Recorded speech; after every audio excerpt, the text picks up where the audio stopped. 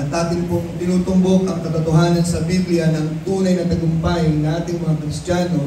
Ang sukatan ay kung ano ang iyong magiging kahihinatnan sa kabilang buhay. Unang-una sa lahat, hindi yung kahihinatnan mo after 10 years from now on the planet Earth,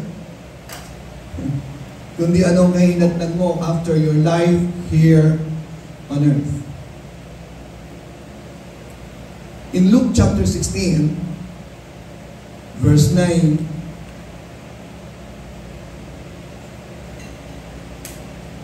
ang galing ko automatic nag-verse 10. Mukha yan nata ang gusto mong basahin ko eh, no? It's verse 9.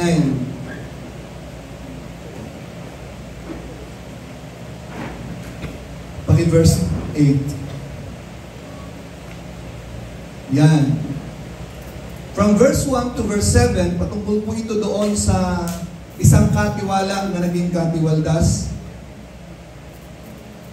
na siya ay iti-terminate na ng kanyang boss dahil sa napag-alaman na siya ay nagwawaldas ng mga pinagkatiwala sa kanya ng Diyos o ng kanyang master. At tumalaman nang siya ay iti-terminate niya, kanyang tinawagan ang may mga utang sa kanyang boss at kanyang dinuktor ang mga listahan ng pagkakautang at pinuunti na lamang, dinaya niya uli ang kanyang boss for the last time, sapagat ang sabi niya, para pagkalis ko dito sa aking pagiging katiwala, merong utang na loob ang mga tao ito para tanggapin naman ako paglabas ko dito. Okay, bakit po naging gano'n ang sabi ng Panginoon sa verse 8? And the Lord commanded the unjust steward. Kinument niya, hindi dahil sa kanyang pagiging unfaithful. Bakit sa palagay niyo sa akin, amen, ng Panginoon? Bakit palagay niyo?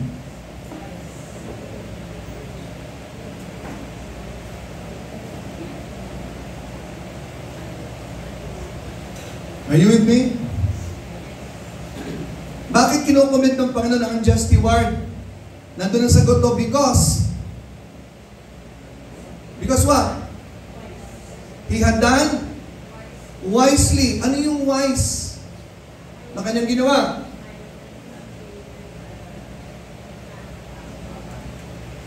Ano? Ano yung isang karunungan na kanyang ginawa? Ang sabi dito, for the children of this world are in their generation wiser than the children of light.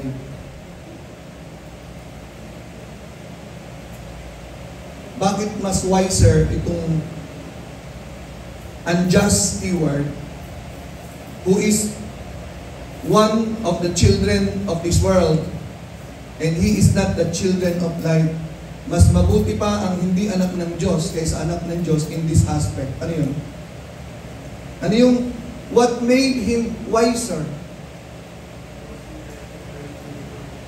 What made him wiser? John?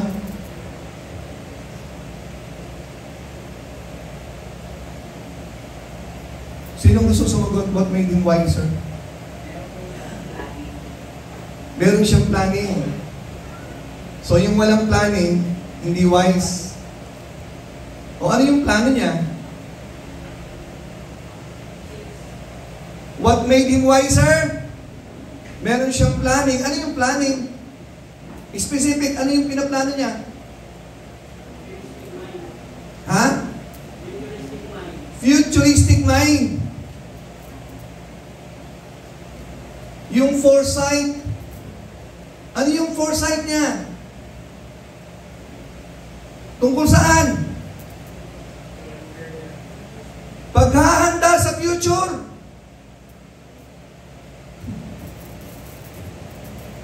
Okay? Ang taong wise, pinaghahanda ng future.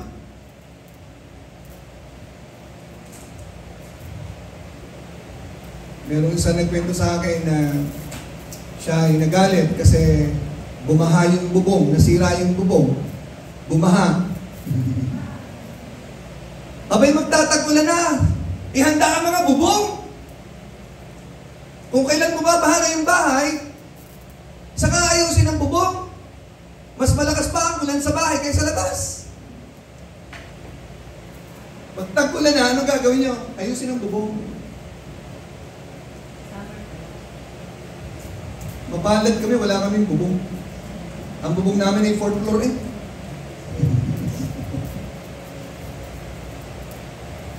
Okay mga kapatid, kung kayo ay natuto sa mga aral natin, talagang ang inyong ginagawa ngayon ay paghahanda sa pagbabalik ng Panginoon.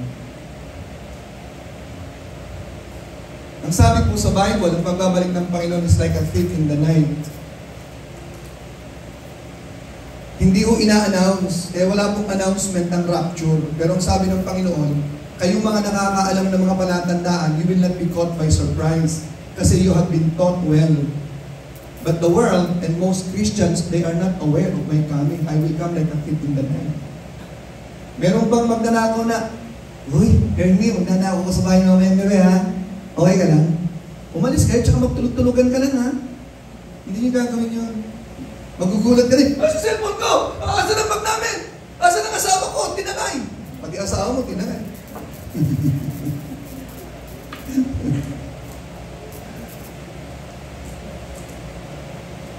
So, ang layunin po ng ating topic ay ang paghahanda sa hinaharap. Maganda po. Hello. Pastor, mukha naman sa tingin ko'y malayo pang rapture. Bakit? Hindi ka ba mamamatay? Ha? So, another blow of message this morning about victory in stewardship. Parang ang sakit naman pakinggan dito, sabi ng Panginoon, for the children of this world are in their generation wiser than the children of light. Kasama ba kayo doon?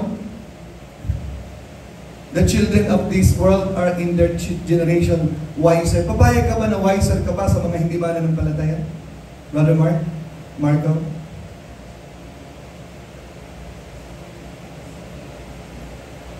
So ngayon, alaman natin paano talaga ang wise. Okay, balikan po muna po yung mga pinagkatiwala ng Diyos atin, no? Okay? At gusto ko pong lumagay sa isip niyo, ano ba talaga ang sukatan ng pagbibigay ng reward? Anong sukatan?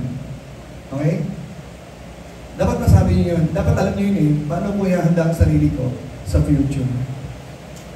So may binigay po ako mga letter T. Ang unang binanggit ko po nung last time, na napakahalaga is yung, ano yung unang-una? Na pinagkatiwala ng Diyos sa'yo. Na hindi ikaw ang may-ari.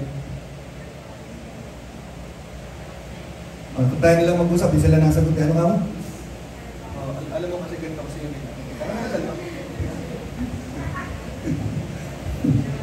1 Corinthians 6:19.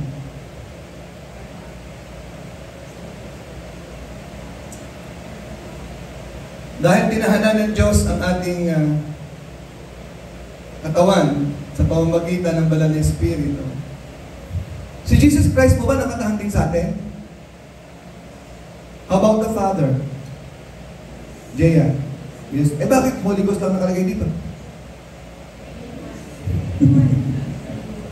Ang emphasis po sa New Testament is the Holy Spirit.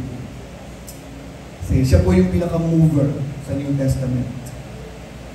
Kaya po highlighted sa Book of Acts ang Holy Spirit. We are the temple of the Holy Spirit. Last Sunday, binigyan ko po ng diin ang importansya ng inyong katawan. Gaano kahalaga ang katawan mo? Nag-compare po ako ng mamahaling bahay sa mundo. Diba? Tandaan niyo po bang pinakamahal na bahay sa mundo? Monique, tanda mo? Kasi wala ka Sunday, baka matandaan mo. Yung iba, hindi na yung natatandaan, ikaw. $4.9 billion. $4.9 billion. Round off for $5 billion. 250 times 50 lang. Huwag ng 57 is 250 billion. That's the worth of the house as the most expensive residence of the Queen or the King in Buckingham Palace. The second one is 2 billion, right? Okay, ipapakita ko sa inyo kay Bana. Yung bahay nila ay sobrang mahal dahil mahal ang pagkakagamit o mahal ang pagkakagawa ng mga materyales at ng laki nito. tao, kinikilalang mamahalin dahil sa uri ng bahay na tinitirhan mo. Pag nakatira ka sa Forbes Park, billion ang bahay sa Forbes Park, grabe yung mga tao dyan, mamahalin ito, yung tsura nila, mga mestizo lang, mamahalin sila, di ba? So what makes you valuable on the planet Earth is what you own, your house, your car, your clothing. And they make you feel good.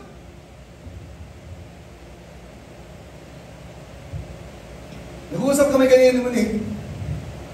Sabi ko, ano bang kailangan ng tao? Pag naintindihan mo to, bakit kailangan niya ng pera? Gutom siya. Wala siyang pera. Bakit kailangan niya ng pera? Para may pambili na? Pagkain. So hindi pera ang kailangan niya. Pagkain. Kung may pera, walang mabili pagkain, o kailangan mo pera. So hindi pera kailangan mo. Pero ang tao, nakalagay sa utak, kailangan ko pera para may pagkain ako. Okay, ito na, hindi naman talaga pagkain ang kailangan mo eh. O may pagkain dito. Ang available na pagkain lang, ginisa kang palaya. Ayaw mo yun, simula maliit pa. Kakain mo ba yun? Hindi naman talaga pagkain ang kailangan mo eh. What make you feel good? Masarap na pagkain. To give you a sensation of feeling of thrill. So yung mga bahay na malalaki, magagandang kotse, yung mga lakos na mga t-shirt, yung mga Rolex na relo, hindi naman talaga yan ang kailangan mo. Something to make you feel good. Because of expensive things that you've got in life. Kaya in the world, the doctrine is you are what you own. Naliwanag po ba? Sa atin, baliktad. What makes us, our body, feel good is not the worth that we have in our body. We are just dust. Lupa lang tayo. Walang halaga ang buhay natin. Kapantay lang natin ang mga uod pag namatay tayo. Ang mga bulate, babalik tayo sa lupa. But what makes you expensive beyond price or priceless possession is not the kind of body that you own. It's the kind or who is dwelling in your body. The creator of the world, the owner of the universe, is the residence in my body, making me feel good. Amen? Do you feel good? You don't understand what you've got. Naalala ko minsan, may dinalaw ako. Kilala ko ba? Grabe nakasimangot, di makikita ko nga. Sabi ko, di ba sabi ng Biblia, everything give thanks? Paano ko magiging everything give thanks? Wala akong pera. That's the literal word I have heard.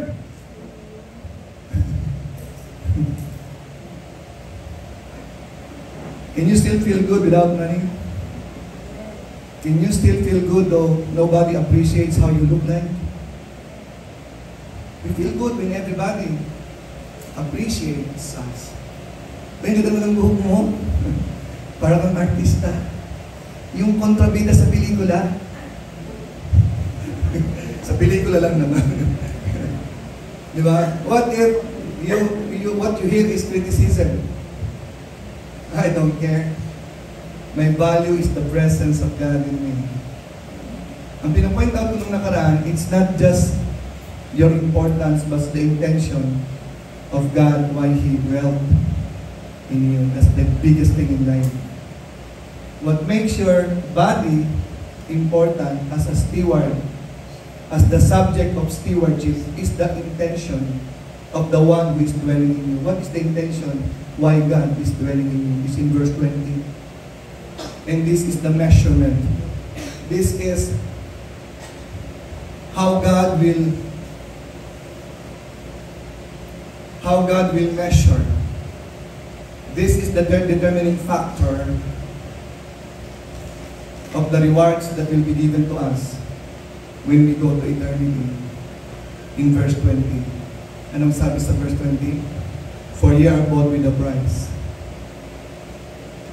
You are bought with deeds of absolute sale, meaning the payment has been completed. Payment, full in payment,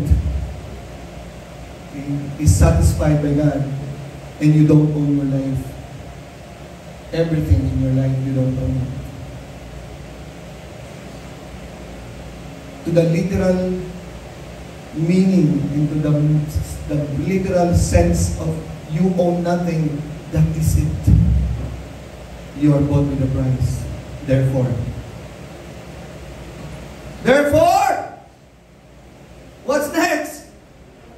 Glorify God in your spirit, in your body, and in your spirit, which are God's. God's apostrophe S, God's belonging.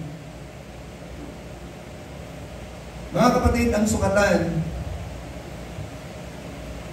sa lahat ng ginawa natin, umawit, nag-preach, nag-Bible study, nagbigay, naglinis ng bahay, naglaba.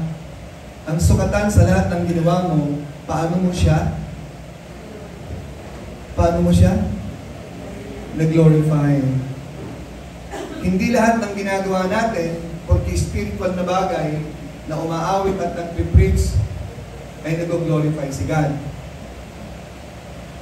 Pero kung ginagawa natin to, in full recognition and attention to God when we worship, with the right motive when we clean the dishes, with the right motive when we wash the clothing, when we do our job in our office or offices, that is what God is counting in. Kaya titiyakin po natin na lahat ng ating gagawin is in recognition of God for His pleasure. And another thing, just like the meaning that I gave you to glorify God, is the demonstration of God in that body that you have. So yung katawan mong yan is a showroom for God to display His beauty, that is His glory, His holiness in particular. When you manifest humility, when you manifest the fruit of the Spirit displayed in your body, that is the purpose of God, why God bought you. The way you display the goodness of God with your lips. The way you bring your body to the things that are godly and not to bring the body to the things that will displease God. Kaya na-appreciate ko yung sinabi ni Marco, Pastor, hindi ako komportable dito sa ginagawa ko. Para sa kanya, hindi full ang kanyang pag-glorify kay God. Pero naintindihan ka, Marco, ng Panginoon. Okay, ulitin ko po sa inyo. Mga bawat isa nandito, simula kay Kevin, hanggang doon sa dulo, kay Alexa. Hanggang doon. Hanggang doon, sana maintindihan mo ang sukatan pagdating mo sa heaven, how much glory you give God. That's why your victory here on earth is in whatever you do, whether you eat or drink. Do all to the glory of God. When you are able to glorify God in what you're doing, that is victory because that is counted for eternity. Amen. Amen? Kung tutuusin po, napakalihan ng kalooban ng Panginoon, di ba? Kaya po ang pinaka-goal ni Apostle Paul, balikan po natin, 2 Corinthians chapter 4, verse 7.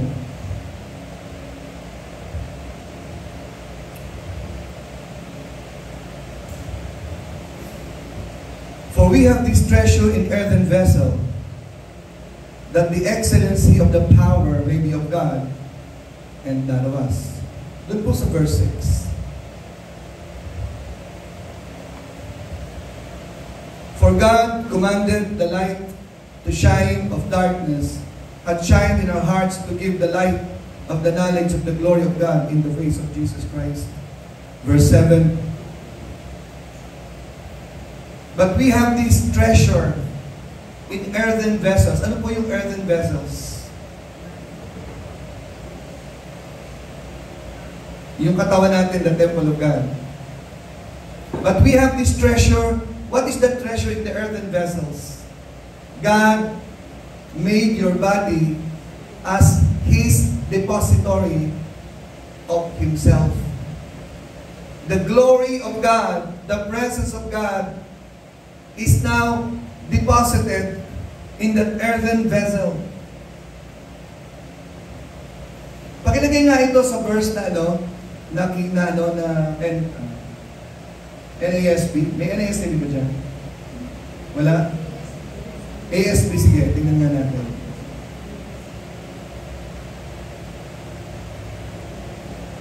ASB to.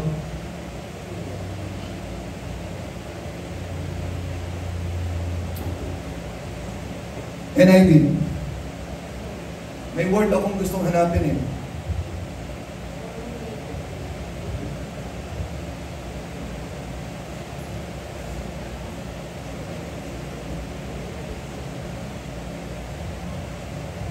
Okay. Tuloy na lang natin sa verse 8. Tingnan natin yan. Verse 8, 9, 10, 11, and then verse 15. Sabi ni Paul, we are troubled on every side, yet not in distress. Ang daming problema, sabi ni Paul, on every side, pero hindi ako nadi-distress. Tayo minsan, kahit walang trouble, nadi-distress na. Sabi ni Paul, troubled on every side, yet not in distress. Nalilito rin si Apostle Paul. We are perplexed sometimes, yet not in despair. Hindi natin discourage. Verse 9, persecuted. Wow. Ang palad natin, wala tayong persecution dito masyado. But not forsaken. Cast down, binubuwal kami, but we are not destroyed. Ano pinaka-goal ni Paul? In verse 10. Always bearing about in the body the dying of the Lord Jesus. Ano ibig sabihin nun? Laging bitbit namin sa aming katawang ito ang kamatayan ni Jesus. The gospel, the death of Jesus Christ, the crucifixion of Jesus Christ. We're always reminding ourselves to be dead, having crucified with Jesus Christ. Why? Why? That the life also of Jesus might be what? Might be exposed, might be demonstrated, might be amplified, might be glorified in our body. That's the goal of the Apostle Paul. I don't care about persecution. I don't care about perplexities. I don't care about any kind of problems in life. I don't care if I get recognition. I don't care about poverty. I don't care about pains and sufferings. There's one thing in my life. I want to manifest Jesus Christ in my body because that is the intention. I don't own this body anymore. I have to glorify God. I understand very well that I am here to glorify God in my body. Verse 11. For we which live are always delivered unto death for Jesus' name. That the life also, inulit niya, that the life also of Jesus might be made manifest in our mortal flesh. Finally, verse 15. For all things are for your sakes, that the abundant grace might through the thanksgiving of many redound to the glory of God. I like the song. The first time I was singing this song, it touched really my heart, which is the very essence of Christianity. Lord, I offer my life to you, everything that I do.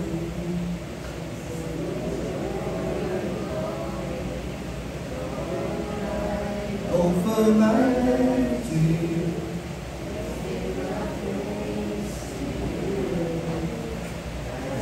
Living sacrifice. Ano yung song na isa pa? Lord, have your way with me. Every breath that I take, every moment I'm away. Ang sunod. Every breath that I take. Lord, I give you my life. My life, my heart, Lord, I give you. Every breath that I take, because that every breath that you have does not belong to you. Bawat buntong hininga is not yours.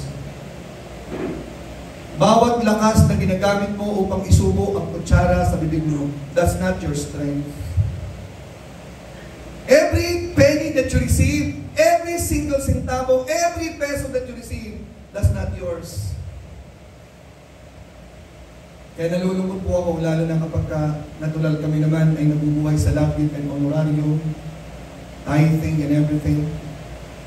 Kapag may nasasayang na pera na hindi dapat mapunta sa mapuntahan, lalo na pagka nade-decor tayo. Kasi hindi naman yan akin eh, galing kay Lord. Wala akong karapatang gamitin yung perang yun at itapon ko na lang ng pagkaganyan. Bawat hakbang na ginagamit mo sa paghakbang papunta rito, bawat 13 pesos na pinamamasahe mo sa tricycle, that belongs to God. Kaya sabi ni Paul, for all things are for your sakes, that the abundant grace might through the thanksgiving of many lay down to the glory of God. Again, ulitin ko mga kapatid. Sa 1 to 100 na sukatan, gaano karami na ang naibigay mong glory kay God? 40? 50? 60? Or, Pastor, none of the above? Okay. I'll move to the second point na hindi ko nabigyan din last time. Again, the intention of God in stewardship is glorify God in your body. Nasaan si Marisa? Sayang, patatamaan ko sana eh. Umalis eh. Si Marisa, sabi niya, nag-i-struggle dati sa kanin. Nag-i-struggle sa chips. Nag-i-struggle sa mga sweets. Pero purihin ng Panginoon mo kung na-overcome niya na kasi ang bababa na ng kanyang sugar ngayon. Wala na eh. You don't know that body, wala kang karapatang isaksak sa katawan mo, ang magustuhan mo lang. Is it good for your body? Si Ora, bumili ng pandesal sa Santa Rosa, yung paborito niya at masarap na pandesal. Dapat kini Ernie kami magkakape eh. Eh hindi sumagot si Ernie. Sabi niya, hindi kalooban ng Lord, hindi sumagot eh. Doon tayo magkape sa bahay. Pagdating sa bahay, nag-prepare, luncha, etc. Nagpainit ng pandesal si Ora. Hindi ko kumakain ng pandesal, hindi mainit yan. Kaya minsan, pagka may pandesal yung dala, nabili na hindi mainit, iniipit ko sa kilig-kilig ko, eto, mainit na yan. Joke lang. Masarap po yung pandesal na galing sa Santa Rosa. Mas masarap pa, Joel, doon sa pandesal dito. 5 piso kasi sa Santa Rosa eh, kaso layo eh. Kanina nag-practice po ako ng pagiging filled ng Holy Spirit. Kasi nakadalwa na po ako, gusto kong pangatlo. Eh medyo ako nagbabantik sa sugar ko eh. Sabi ko, gusto ko pang pangatlo eh, pero sabi ko, the fruit of the Spirit is temperance or self-control. Okay. Dalawa lang po yung dinahin ko. I was able to glorify God, I believe. Amen? Cigarettes and yung alak. Cigarettes, soft drinks, alak, nakakasira sa katawan, and even too much sugar. Dessert, it's also Yung matatamis, okay? Yung mga sweets, kaya hindi ko kayo masyado nagtatabi ni Ora kasi para maiwasan yung sweetness eh. Tataas yung sugar. Know niyo po, you don't own your body. You have no right to bring your body to any area that you would like to bring your body to. And you have no right to put into your body anything that is not supposed to be there. Hello? Ang daming sakit na dapat hindi mo mararanasan kung naging mabuting katiwala ka ng iyong katawan. yung zero soft drinks. Zero sugar, diet soft drinks, ano bang diet na yan? Okay? Uy, napahaba ako doon sa temple ah. Let's move to the letter D. Ito, mahalaga po ito. Mamaya po pagkatapos ng service po natin, tatalakayin ko po yung another thing. And you are not supposed to be absent if you are intending to be blessed by God. I will have my lecture after po ng ating kain mamaya. The letter T. It's really very important for you to hear that. Lalo na yung nag-submit ng letter of intent at magpapamember sa atin dito. Sa listings po natin, kasama po yung magpapamember. Wala po dito si Leo at si Maricel. Nagpaalam po sila. So we have here 5, Zen, Jar, I don't know, J, Monique. Nagsabit na ng letter of intent si Monique eh. Wala ka pa, di ba? Wala pa ulit. Mark Panya, may letter of intent ka, inihiwalay ko yun eh. Gusto ko sana mag-uusap tayo sa akin. Interesado ko pa ba? Hindi ko nabibigay sa'yo, ano? Amen? So Mark will continue the membership. Glory to God. Leo and Maricel and Zen, Jar J, James. Interesado si James sa membership? Nagsabit ka ng letter of intent mo, di ba? How about Ella? Okay. So ito sa hindi pa nagsabit ng letter of intent, sabihin niyo po yung letter of intent po ninyo. Yung bago. Okay? So letter T, tingnan po natin, no? Another letter T na binanggit ko, hindi ko binigyan din kasi may preacher tayo nung nakaraan. Though hindi nyo nabigyan ng highlight yung preaching na gusto kong sabihin niya. Anyway, marami naman ang pinagpala, di ba? Pero gusto kong bigyan din, hindi ko siya binigyan din last time eh. Yung another letter T na pinagkatiwala ng Panginoon, 1 Thessalonians chapter 2 verse 4. Hanggang dalaw po lamang ako, yung pangatlo mamaya po after po ng ating pong lunch. At meron pong masarap na binuguan galing pa po ng Cavite, tama ba? Okay. May puto bang kasama yun? Kanin lang, kanin. Okay. So, dinuguan, walang dugo. Oh, ang sarap niya, grabe. May pandesal. So, Joel, dito ka mag-lunch ha, Joel ha. May dinuguan mamaya. Makain ka dinuguan? Amen, okay. But as we were allowed of God, tingnan nyo ha, but as we were allowed of God to be put in trust or to be entrusted na maging katiwala ng gospel. Sino po yung we? Sino po yung we? Lahat ng tumanggap, tinahanan ng banal na Espiritu, ikaw ay pinagkatiwalaan ng Diyos ng gospel. Katiwala ka ng gospel. Even so we speak, not as pleasing men, but God which trieth our hearts. So maliwanag mo sa talatang ito na ikaw ay pinagkatiwalaan ng gospel. At ano ang gagawin mo sa gospel? 1 Corinthians chapter 9 verse 15. Tingnan po natin. Ano po yung gagawin sa gospel? Dahil pinagkatiwala ng Diyos. 2 Corinthians 9:15. Sorry.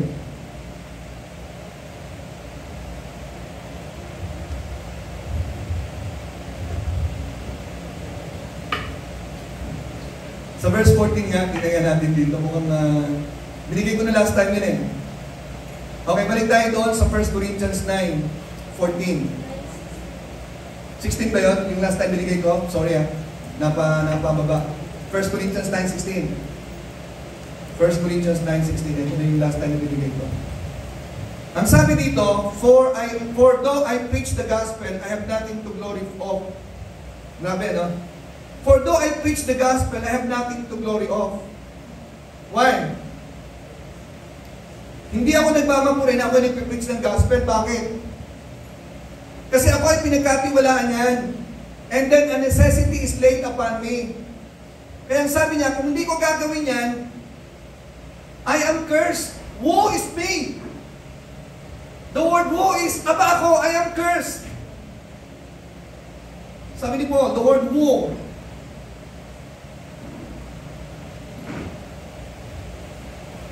If I preach not the gospel, why? You are entrusted with the gospel, and the necessity is laid upon your heart to preach the gospel. Kasi pag hindi mo ipipreach, hindi ako nagmamapurin na pinipreach ko to. Kasi pag hindi ko ginawa ito, may curse ako. Okay lang sa inyo yan? Woe is me. Akala ko, pastor, wala naman yung curse. Kasi ibig sabihin nun, kapag hindi mo preach ng gospel, you don't have it in you. Sayang, wala yung iba dito na hindi nag-preach ng gospel, nagsishare. Meron isang bagay na hindi ko maintindihan, mga kapatid. Pinipili kong unawain at tanggapin ang katotohanan. Isang bagay na hirap unawain, tinanggap mo si Jesus, naunawaan mo ang pag-ibig niya. Alam mo na yun ay kaligtasan ng kaluluwa mo, yung gospel na yan. Hindi ko maintindihan kung ikaw ay tumanggap ng gospel na hindi mo i-share, hindi kita maintindihan, inuunawa kitang pili. Dahil ang sabi ni Paul, dahil ako'y katiwala ng gospel, ako'y beneficiary ng gospel, ako'y naligtas because of the gospel, I am not going to hell anymore because of the gospel, I am going to heaven because of the gospel, I am so much blessed by God because of the gospel, and you will just keep it in your heart? I don't understand you. It's mind-boggling that days go on, years go on, you are not able to share the gospel to your friend. And you're not even looking for opportunity to share the gospel. Okay? One more thing. Sinabi ng Panginoon kanina sa Luke chapter 8, mas wiser, okay, ang mga tao na naghahanda sa future. Kaya ang sabi sa Proverbs 10:30 or 11:30, tingnan po natin, Proverbs 11:30, the fruit of the righteous is a tree of life, and he that winneth souls is wise. You know why?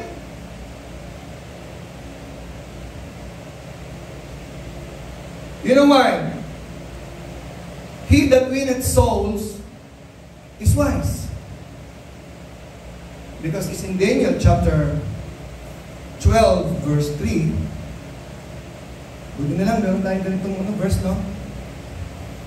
And they that be wise shall shine as the brightness of the firmament, and they that turn many to righteousness as the stars forever and ever. The stars that are shining, the stars that have brightness, they are the wise, the soul winners, turning the sinners to God, bringing those in the darkness to the light of God. They are the wise people on the planet Earth, and they are wise because they are like the stars that will shine in the stars forever and ever. You are wise if you understand that soul winners are wise because they will shine as the stars in the heaven. Okay, maganda mga kapatid, if you will not turn people to righteousness, stars ka pa rin naman or star ka pa rin. Wala nga lamang brightness. Ang katulad mo ay isang bituin na walang ningning. Okay ka lang? Pupunta ka sa heaven, walang ningning? Dahil hindi ka nag-aakay ng kaluluwa eh. Pinagkatiwalaan ka ng Diyos. Ang masaklap, ito. Alam ng taong pinagkatiwalaan ng Panginoon ng talent na ang Diyos ay naniningil at gustong magkaroon ng bunga, binaon sa lupa. Ang katumbas niya ay hindi Kristiyano kasi ang Kristiyano dapat may bunga. Ayaw niyo magbunga ng kaluluwa? Tumira kayo sa Pasig. Saan? May bunga. Doon ka na lang para may bunga ka pa rin.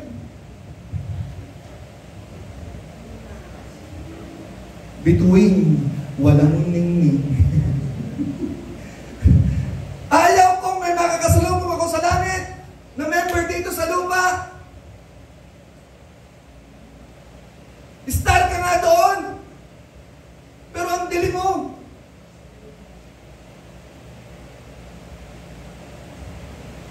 Okay na lang si Greta, tanggap niyang madilim siya eh. Pero pagdating sa langit, maliwanag yan. Eh, black is beautiful. Ayan.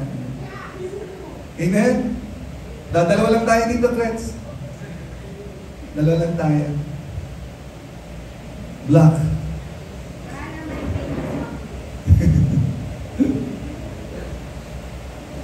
Okay, ngayon ito mga kapatid. Alam niyo kung bakit wise? Alam niyo kung bakit wise? Kasi naghahanda ka sa future. Pastor, hindi naman yan sa nadadala sa Panginoon eh. Nadadala nga sa Panginoon, pero hindi naman maayos yung buhay nila. Walang glory yun, kasi walang glory si God eh. Pero at least may nadala. Okay, ito po yun. Sabihin mo po sa inyo. In Matthew chapter 21, I would like to end up here. In Matthew 21, verse 19,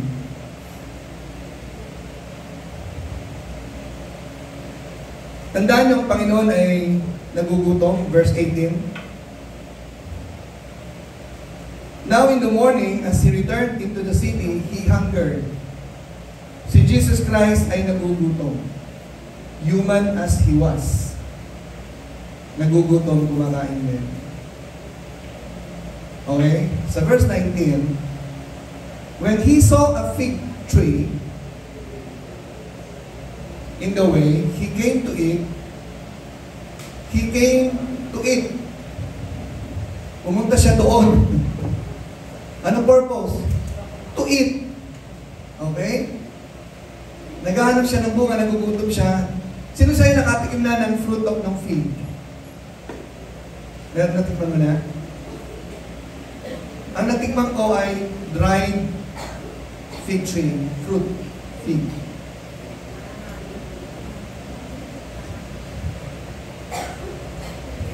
And found nothing thereon, but leaves only. And said unto it, kinausap niya ang puno. Pag nakakita kayo ng tao kumakausap sa puno, huwag niyong sasabihin gano'n yun ha. Si Jesus, kinausap niya yung puno eh. Sino dito kumakausap sa puno?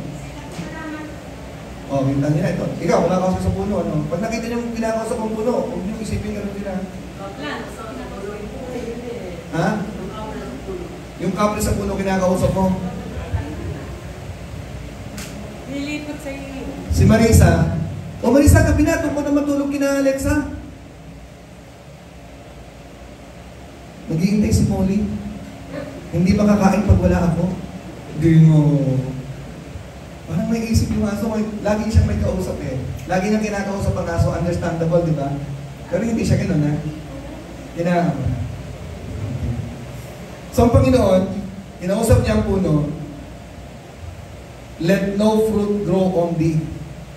Di, sa'yo. Wala nang, simula ngayon, you have prostrated me, you have disappointed me, I am hungry, I need fruit, and you don't have it. Now, you are cursed. Let no fruit go on thee henceforward forever. And presently the fig tree withered away.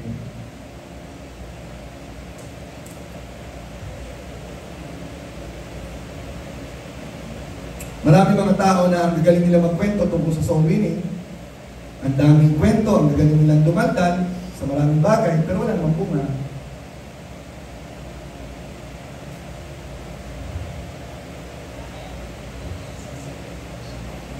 Meron kaming kasabihan nung high school na sabi doon ay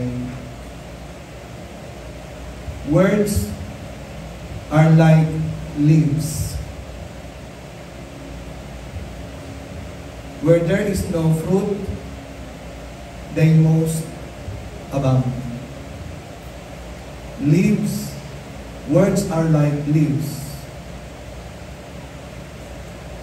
Na ang sinasabi ko doon, hindi ko kayang banggitin yung pagkakain kasi fourth year high school pa ako, i-recall ko lang. Pag walang bunga, marami yung dahon. Kaya ang sabi ng Panginoon, puro kang dahon, wala kang bunga. Ang hinahanap ko hindi dahon, hindi sanga, bunga. So makita natin dito yung prostration ng Panginoon pag walang bunga. This is an allegory. Pinapakita ng Panginoon na kapag wala kang bunga, He is so much disappointed in you. Luke chapter 13, verse 6 to 8, 6 to 9. I'm about to end with this. Luke chapter 13. He spake also this parable. A certain man had a fig tree, fig tree, planted in his vineyard, and he came and sought fruit thereon, and found none. Naghahanap siya ng bunga. A certain man had a fig tree planted in his vineyard. Gusto na yung bunga ng fig tree. In verse 7, then said he unto the dresser of his vineyard, Behold! Sorry. Behold! Nasaan na yun? These 3 years, I come seeking fruit on this fig tree. Ilang taon? Ikaw, ilang taon ka nang walang bunga?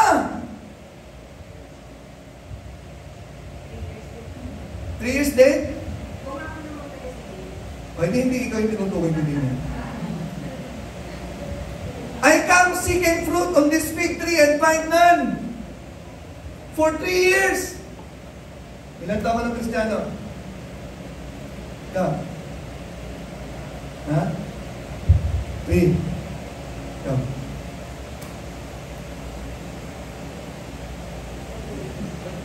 Inihitan lang ako, ayaw sabihin eh.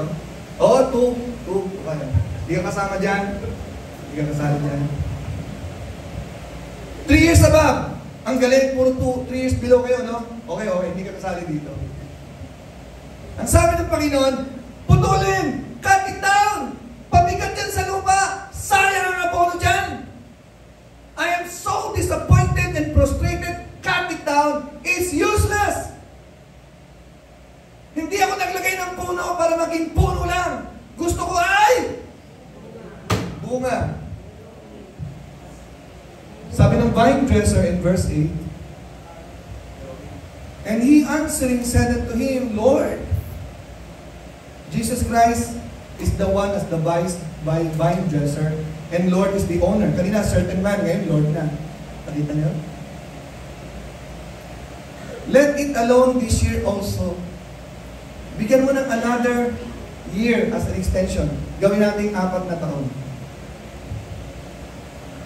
Till I shall dig about, ikukultivate ko siya, and dung it, lalagyan ko ng mga abono. And then in verse 9, and if it bear fruit, well.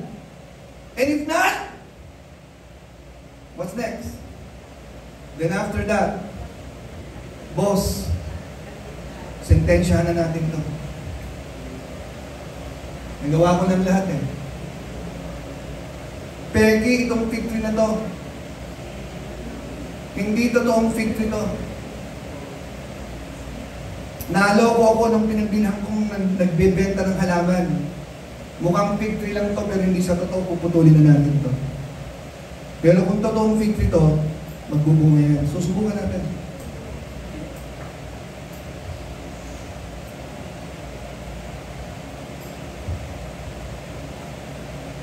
$100 souls for 2006. Pagtungtong ng 2006, God is expecting us na may mga bunga tayo.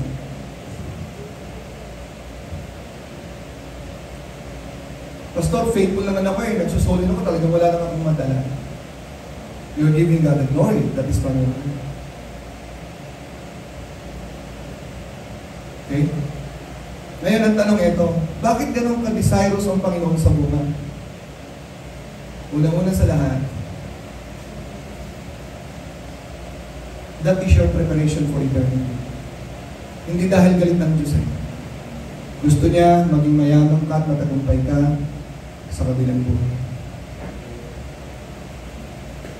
Pag hindi mo naintindihan to, at okay lang sa'yo na wala kang bunga at wala kang pakialam sa eternity, baka hindi ka totoong Kristiyano. I'm talking to you. Are you a true born-again Christian? A necessity is laid up upon you. You are entrusted by the gospel. And you cannot afford just sitting down and do nothing about the gospel. Okay? Are you a Christian? You are entrusted by God with the gospel. Here's the point. God wants you to be a true, victorious Christian in eternity. And God wants you blessed here on earth. Why?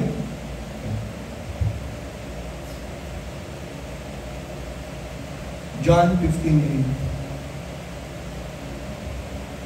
I'm about to say my last statements which are really very important for you to hear.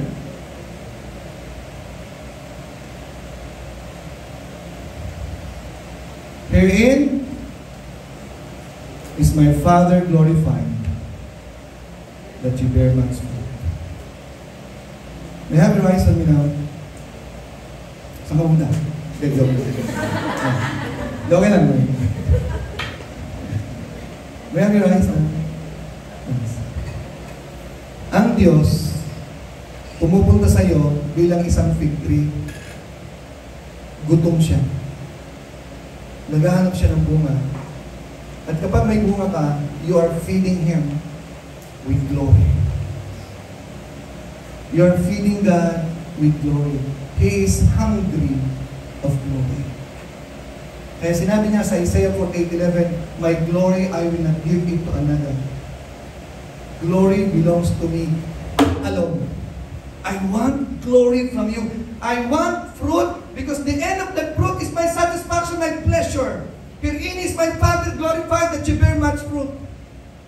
John 15:16 says, you have not chosen me, but I have chosen you and ordained you that you should bear much fruit and that your fruit should remain. And because I am glorified with the fruit, now ask what you will in my name, and God will give it to you. That is the consequence of bearing fruit. As we are pleasing God, and God is being fed with the fruit and is glorified, whatsoever you ask, it is a guarantee, it is an argument, it is a prerequisite in order for you to have a powerful prayer life.